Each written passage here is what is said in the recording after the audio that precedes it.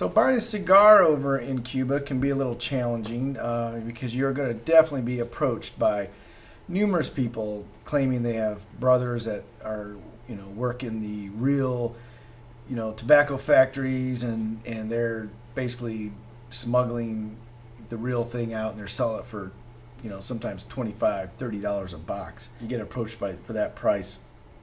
Chances are they're probably fake, or there might be something inside them. Maybe they've got a bunch of filler in there, and they claim banana leaves. Or I've been told that if you roll the cigars at the bottom and some stuff falls out, that's going to be a sign of a fake Cuban cigar, like it's got filler in it. Little trick to just test if you actually want to go ahead and buy a couple, cheap boxes. But I personally, I wanted to go and buy the authentic stuff. And if you go to the factories, they're very pricey. You would think Cuban cigars would be economical there, but they're really not.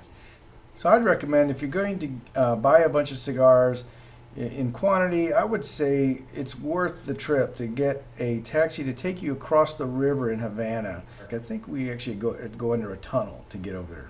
When you enter the park, I think it's 2 kook a person, or maybe 10 kook a car.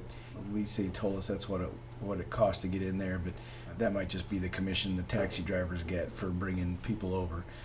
But when you get in there, there's a government-run store, so you're going to be buying legitimate cigars, and they by far had the best prices in town. Definitely better than the cigar factories. I'm going to throw a picture of the actual store name and where we went. There's a gentleman there that's actually hand rolling them. He actually has the Guinness Book of World Records for the longest cigar ever rolled, and it's kind of neat just to go there just to get pictures of that.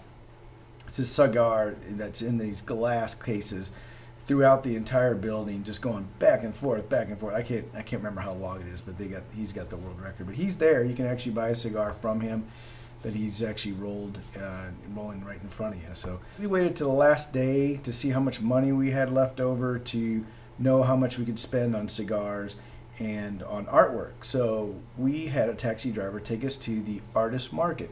I'm going to throw a picture up here. Can't remember the name of it, but this photo should ring a bell to any taxi driver in Havana. But this artist market is huge.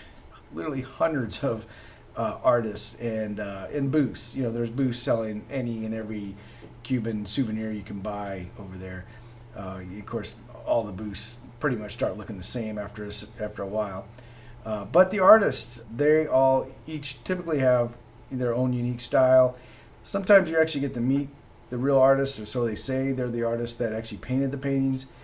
Came back with some really nice stuff. The most we paid was, I think, $120, and it's all negotiable. So I think you start out at 170.